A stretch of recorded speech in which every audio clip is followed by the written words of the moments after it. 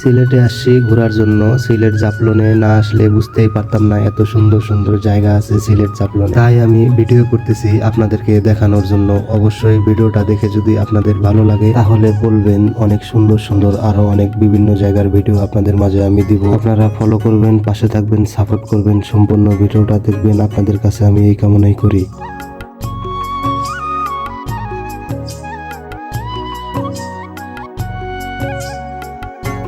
আমাদের বাংলাদেশি ভাইরা অনেকেই এই পাহাড়ের উপরে উঠতেছে, অবশ্যই আপনারা দেখতে পাচ্ছেন।